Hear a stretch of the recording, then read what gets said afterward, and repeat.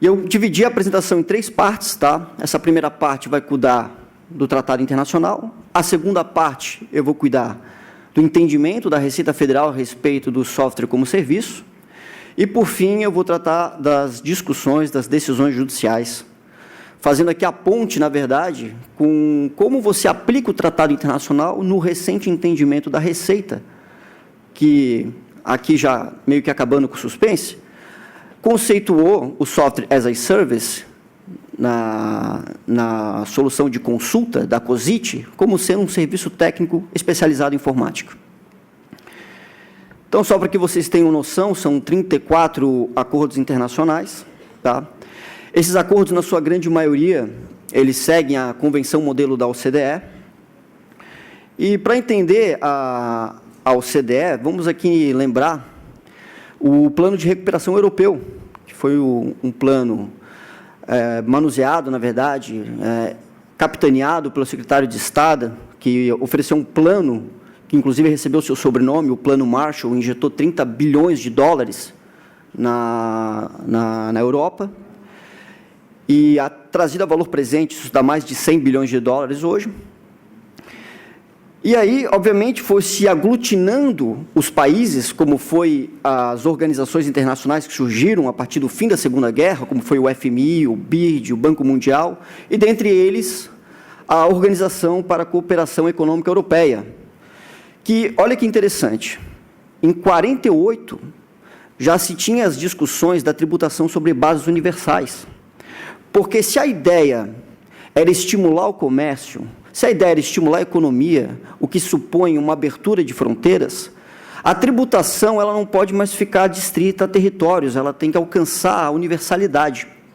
Então, a Organização para a OCDE, ela traz as discussões que a Liga das Nações já tinha sobre comitê fiscal, para debater justamente como é que você diminuiria o atrito fiscal nas relações internacionais, e dali, em 61, dá-se origem à OCDE, que é a Organização para a Cooperação e Desenvolvimento Econômico, que continua também os debates que já se tinha no Comitê Fiscal, que eu insisto, tinha iniciado na Liga das Nações, né? Lembrando que a Liga das Nações foi capitaneado pelo presidente dos Estados Unidos, o Woodrow Wilson, embora ele não tenha participado, os Estados Unidos ficou fora, mas foi uma reunião dos países que tinham participado e vencido a Primeira Guerra Mundial e tinham interesses de ampliar ao máximo a ideologia liberal pelo mundo. Realistas políticos, como Edward Carter, inclusive, tem críticas, né, sobre esse primeiro encontro, essa primeira tentativa de uma organização internacional, porque ela, digamos assim, confiava muito na moralidade, ao invés de estabelecer sanções, como hoje a gente tem nas organizações como a OMC e etc. Já falei isso aqui. Então, por que o título choca? Imperialismo fiscal. Esse termo não é meu. Esse termo é do doutrinador Sérgio André Rocha, doutrinador de Direito Internacional. E isso aqui já nos dá um sinal, na verdade, para entender a dificuldade hoje de se ter um consenso nos planos do BEPS com relação à economia digital. Por que o título imperialismo fiscal? Os países que discutem os tratados, acordos para evitar a dupla tributação, são países, em sua regra, desenvolvidos, países que estão na ponta tecnológica, países que têm um altíssimo poder de escala, países que têm um financiamento, hoje, embora o Banco Central Europeu manteve os juros como está, porque ele não sabe como é que vai ser o desdobramento do Brexit, mas já são 10 anos aí de juros negativos, basicamente, ou próximo de zero, não chega a 1, e são países que têm tem uma forte condição competitiva, são países que são os grandes concorrentes dos manufaturados no cenário internacional. Então, esses países da OCDE, quando eles desenvolveram e foram trabalhando em cima dos tratados internacionais, eles tiveram uma preocupação. Qual era a preocupação deles? Se financiar. Claro. Ora, eu sou um país desenvolvido, quer dizer que os meus bens e os meus serviços são os mais procurados. Eu estou falando aqui da transição da primeira metade para a segunda metade do século XX, ou seja, a gente está aqui ainda no apogeu da segunda revolução industrial, vivenciando a terceira revolução industrial, começando a desenvolver a terceira revolução industrial, ou seja, estou falando de indústria, manufaturado, bem tangível, perfeito? Se um país que não tem condições de competir comigo e o meu bem é mais atraente, ele vai importar de mim. Ótimo. Se eu tenho um tratado com este país e ele importa o meu bem, quando ele ele for pagar pelo bem, a tributação vai ser no estado de residência de quem vendeu. E o estado da fonte da renda vai ter a aplicação do tratado. Então, os tratados internacionais que seguem a Convenção Modelo da OCDE, eles, de certa forma, e isso é um consenso, basicamente, na doutrina, privilegiam os países desenvolvidos. É muito mais fácil você ter um produto com alto valor agregado importado do que adquirir no mercado nacional. Porque se você pensar no Brasil, estamos há 2 ou 3 gerações de defasagem tecnológica, logo, esses tratados vão financiar os países desenvolvidos e o Estado brasileiro perderia essa receita.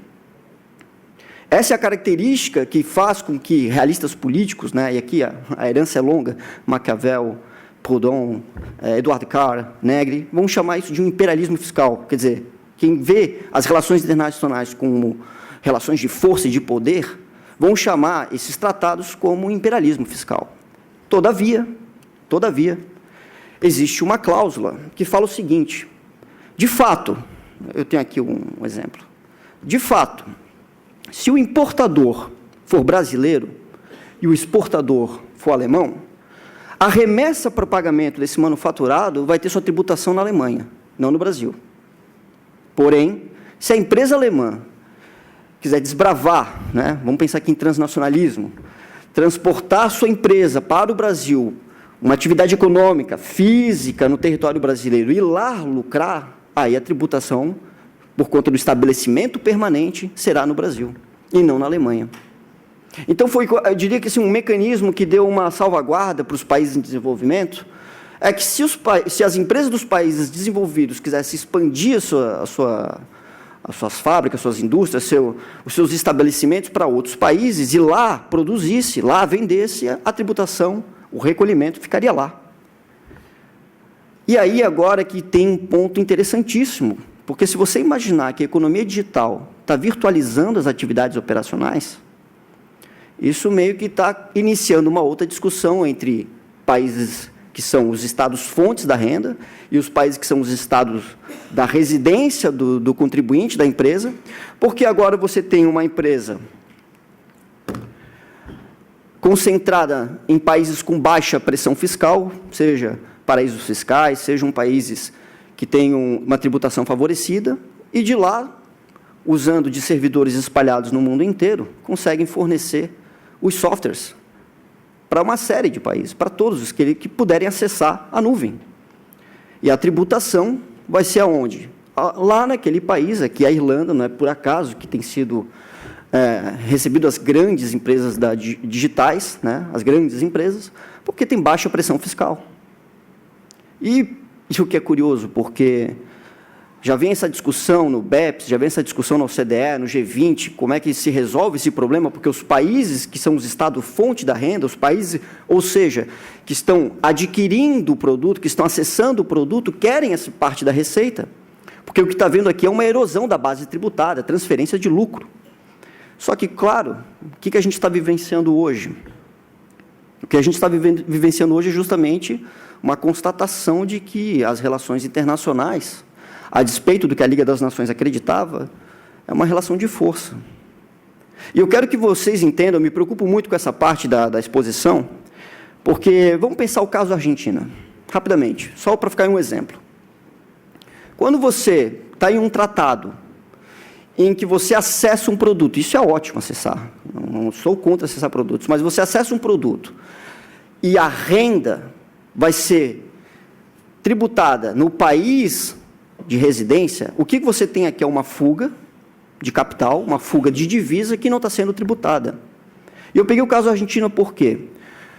Porque se você imaginar que 0,25% da rentabilidade de títulos públicos americanos quebrou o balanço de pagamentos da Argentina, você teve uma enorme fuga de capital procurando a rentabilidade dos títulos públicos americanos, não foi um surto de demanda que se teve na Argentina, você teve uma fuga de capital que arrebentou as transações correntes, ou seja, a depreciação do peso argentino frente ao dólar chegou a 40%, 50% ou mais, refletiu isso na inflação do país. E qual foi a solução? Trazer dólar de volta. Como é que fez isso? O maior empréstimo que o FMI já fez, 60 bilhões de dólares. Isso tudo está na discussão. Isso tudo está envolvendo as relações internacionais. Então, a discussão está difícil de chegar num consenso na OCDE justamente porque os países que conseguem concentrar essas grandes empresas não querem justamente criar os mecanismos que façam ela sair. E os países que não estão tendo a receita da renda estão tentando ver se encontram uma possibilidade de ser tributada lá.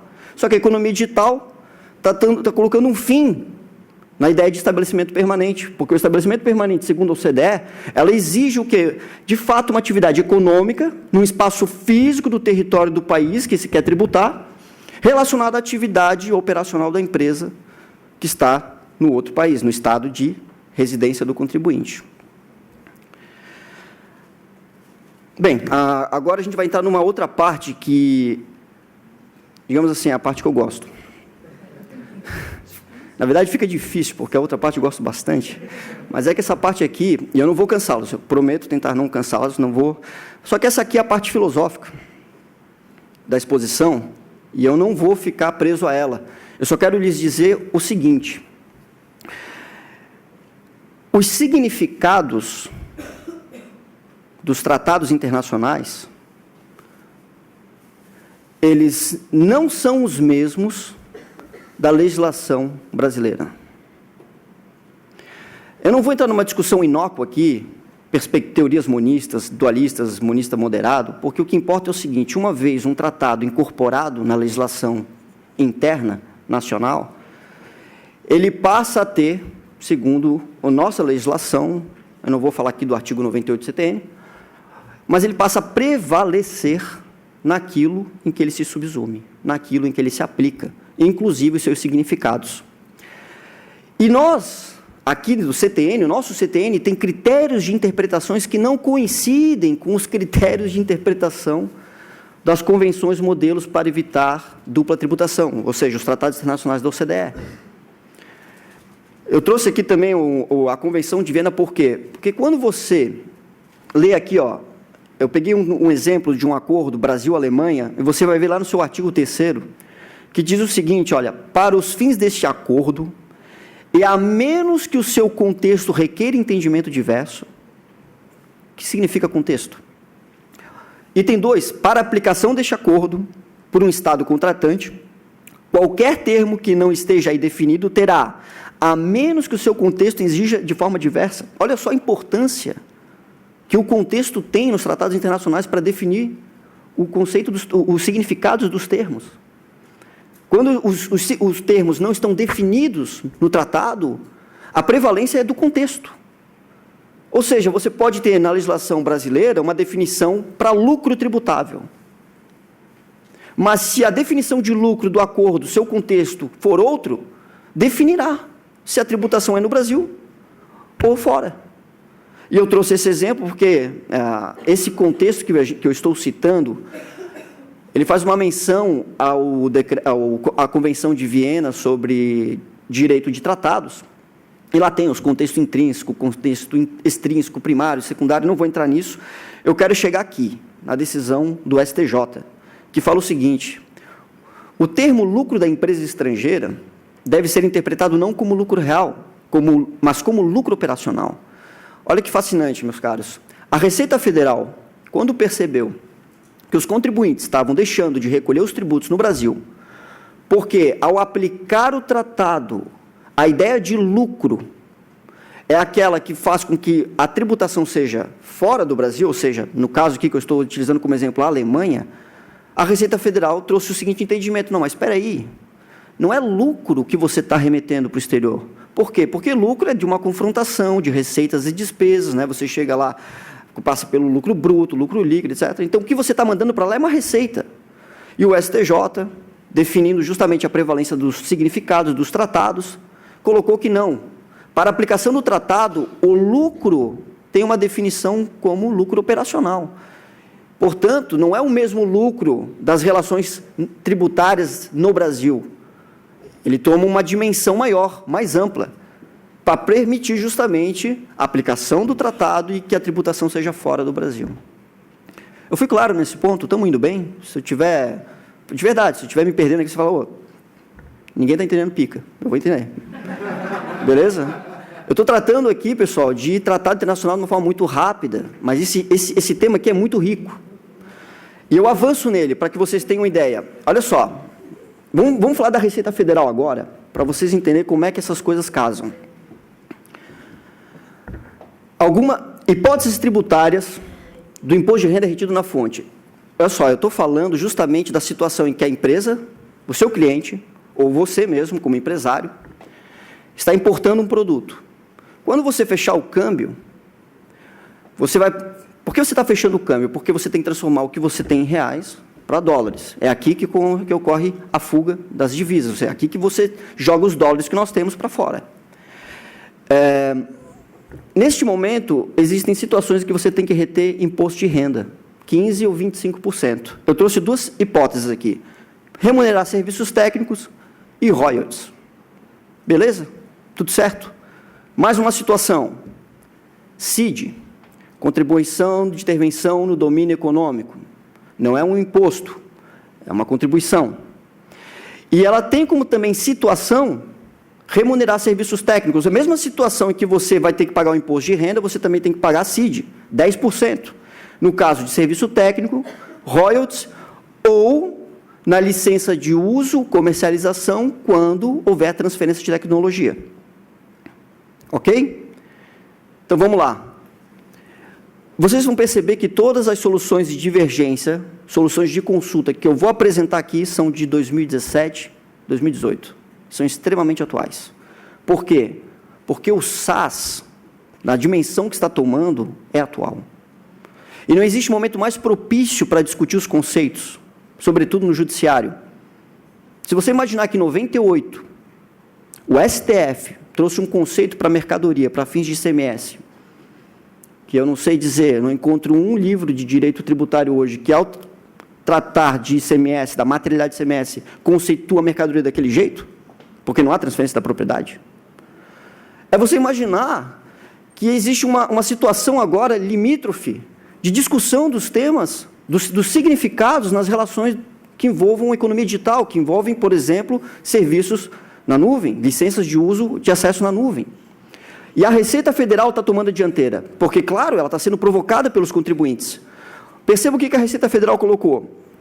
Licença de comercialização, 15%, porque software é uma propriedade intelectual, você explora aquele direito na comercialização, logo 15%. E aqui é muito curioso, porque ela conseguindo trabalhar a decisão do STF, o STF não entrou se era uso, comercialização, o STF falou, olha, se você está utilizando um software, os chamados de prateleiros, feitos em séries, os standard, é mercadoria. Não falou se era para uso ou para comercialização.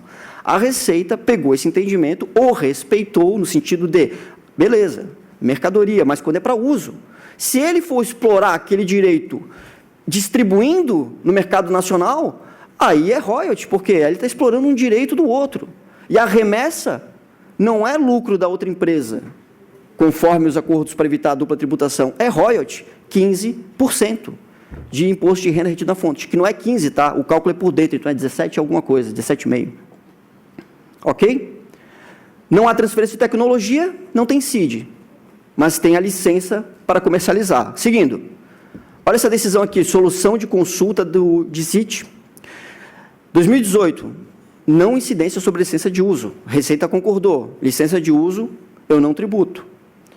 Não se sujeita à incidência do imposto de renda retido na fonte. Todavia, em 2017, na solução de consulta da COSIT 191, nas operações com SaaS, e essa operação aqui, se vocês forem ler a solução de consulta, é uma empresa no Brasil que acessa, por meio de senha, pagamentos mensais, um software que é um antivírus, e um outro que faz trabalhos de treinamento e outras funcionalidades, cujo servidor ninguém sabe onde está, mas as empresas são dos Estados Unidos.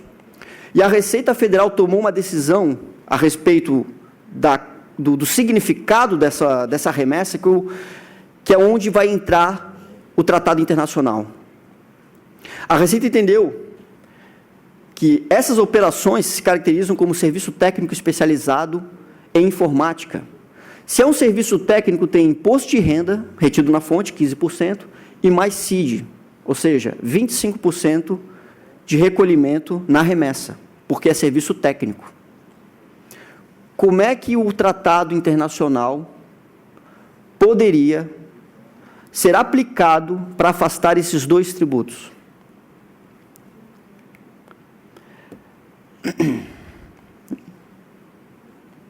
Aqui, ó.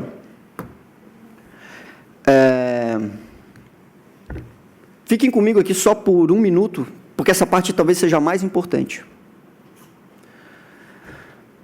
O ato declaratório interpretativo da Receita Federal, número 5 de 2014, ele coloca o seguinte entendimento da Receita. Olha só, eu entendo que se a empresa no Brasil está importando um produto ou importando um serviço, a remessa é lucro. Eu entendo isso. E que a tributação é lá fora. Eu entendo isso. Todavia, existem algumas convenções, alguns acordos que o Brasil assinou, que lá no protocolo, o que é o protocolo? Você tem todo o dispositivo lá das cláusulas acordadas entre o Brasil e o país e o outro país, mas lá no protocolo tem um adendo e diz o seguinte: para fins da cláusula que trata de royalty, o serviço técnico se incluiria. Vamos ler o texto só para ficar claro. Eu peguei um exemplo do acordo Brasil e China. O que se fala no protocolo? Entende-se que o disposto no parágrafo 3º do artigo 12, que é o conceito de royalty, aplicar-se-á a quaisquer pagamentos recebidos em contrapartida pela prestação de assistência técnica ou de serviços técnicos. A Receita Federal entendeu o quê? Com esse adendo no protocolo. Então, espera aí. Se é um serviço técnico que você está importando, então ele tem que ser tratado como royalty, porque lá o protocolo diz que assim será. Serviço técnico. E a Receita Federal acabou de classificar o SaaS, o uso do SaaS, do software como serviço técnico. Ou seja, ele acabou de incluir nas licenças de uso de SaaS 25% de recolhimento de tributo. Se você tentar utilizar o acordo, não vai mais conseguir classificá-lo como lucro. Agora é serviço técnico. Serviço técnico tem tanto CID quanto imposto de renda. Legal. Para quem quiser um rápido resumo do entendimento atual da Receita Federal sobre tudo isso aqui que eu estou falando, eu coloquei aqui, de maneira bem clara. Software padronizado quando obtido mediante licença de comercialização, exploração de direito autoral, o pagamento é royalty. Software padronizado quando obtido mediante licença de uso, representa mercadoria. E aí, no caso de tratado, lucro não tem tributação. Mas também pode ser caracterizado como serviço técnico especializado. E aí, no caso do SaaS. Nas importações de licença de uso, não há imposto de renda, ou CID, mas há imposto de renda na licença de comercialização. Por fim, sob a vigência de acordos de bitributação que contém em seu protocolo a equiparação da contraprestação de serviço técnico a royalties, fica sujeito a imposto de renda e CID. É meio que um resumo de tudo que eu falei até agora, sobre o entendimento da Receita. Vamos agora utilizar o tratado internacional. E essa discussão, sei lá, são poucas ações que eu vi decisões, tá? Qual ação? Não é a ação que discute uma empresa no Brasil que importa serviço técnico e quer discutir a aplicação do tratado. Não. Eu estou dizendo empresa no Brasil que usa software como serviço na nuvem e quer aplicar o tratado internacional para classificar a remessa não como serviço técnico, mas como lucro. Entendimento jurisprudencial. Vamos lá. Fase final, última parte. Já estou terminando. Alguém tem uma dúvida, sei lá, quiser fazer alguma pergunta, fica à vontade que eu posso emendar, tá? Vamos lá. A remessa para o exterior, numa situação de licença de uso de SaaS, pode ter 3 classificações no tratado: lucro de empresa, artigo 7º, royalty, artigo 12, ou ganho de capital, artigo 3º. Ganho de capital no sentido de que, se você está adquirindo o ativo de uma empresa do estrangeiro, e ela adquiriu aquele ativo e não compreende nas atividades operacionais dela, isso poderia ser um ganho de capital, o custo da aquisição e o ganho da revenda. Beleza? Não é o nosso caso, porque a gente está falando de empresas que atuam com SaaS, ou seja, oferecem as licenças de uso para o software que ela opera na nuvem. Tribunal Regional Federal da Terceira Região. Não há como miscigenar os 2 institutos jurídicos, serviço técnico e transferência de tecnologia. Ao contrário do que sustenta a União, o item 6 do protocolo, ele está falando aqui do adendo, que eu estou citando para vocês, que passou a integrar o acordo em tela, não tem por fim expandir ou modificar o conceito de royalties. A disposição deve ser entendida apenas para casos limítrofes em que, embora o contrato seja de prestação de serviço, haja alguma forma, complementar ou instrumental, de transferência de tecnologia. Ou seja, trocando em miúdos, se a sua empresa no Brasil adquire licença de uso para um software que está na nuvem e não há transferência de tecnologia, e este exportador esteja em um país com o qual o Brasil possui tratado, mesmo que esteja lá no adendo a relação do serviço técnico com a cláusula que trata do royalty, se não houver transferência de tecnologia, não se conceitua como royalty. Por quê? Porque, olha que fascinante, o contexto, enquanto cláusula de interpretação dos tratados, não autoriza a classificação de royalties quando não há transferência de tecnologia. Então, você não pode se apegar à literalidade do adendo. Você tem que olhar de maneira sistemática, olhando basicamente o contexto. E o contexto impõe, segundo o entendimento da jurisprudência, e assim, as discussões hoje que você vai encontrar também fora do Brasil sobre esse tema vão dizer a mesma coisa, a necessidade de transferência de tecnologia. O nosso tribunal, assim, o valor remetido pela parte autora como contraprestação, pelos serviços técnicos prestados no exterior, está enquadrado no conceito de lucro. Se lucro a gente sabe que com o imperialismo fiscal, termo de Sérgio André Rocha, a tributação não é no Brasil, é fora. Decisão do nosso tribunal. Que fique claro, tá? Esses 2 julgados que eu trouxe não estão tratando de SaaS. Não estão tratando de SaaS, eles estão tratando aqui de importação de serviço técnico. Maravilha, a Receita Federal acabou de me dizer que SaaS é serviço técnico. Vou classificar como lucro. Vou levar para discussão, dizer que a remessa é para pagamento de serviço técnico, como a própria Receita Federal admite, não tem tributação, porque é lucro, não é royalty. Decisão do nosso Tribunal Regional: os valores pagos a empresas situadas no Chile, na Itália e na Espanha por prestação de serviço técnico, insisto, ele não está falando de SaaS aqui, ele está falando de serviço técnico. Eu falo SaaS porque a Receita entende assim, que não envolvem transferência de tecnologia, integram o lucro das mesmas, as empresas no exterior, o que enseja a aplicação das disposições específicas de cada convenção que impedem a tributação pelo Estado da fonte pagadora, o Estado fonte.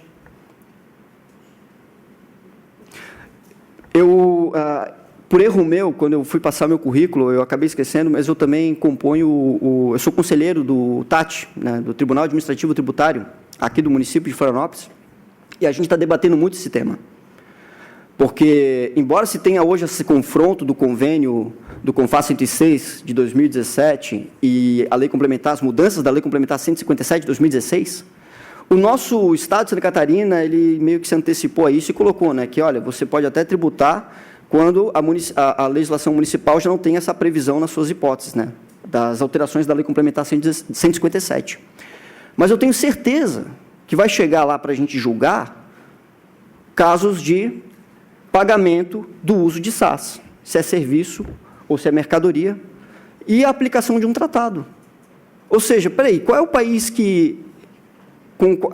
para o qual se está enviando essa remessa? A Alemanha? Peraí, então tem tratado. E aí você tem que transbordar os conceitos aplicados nas relações nacionais e utilizar os conceitos que o tratado constitui no seu contexto.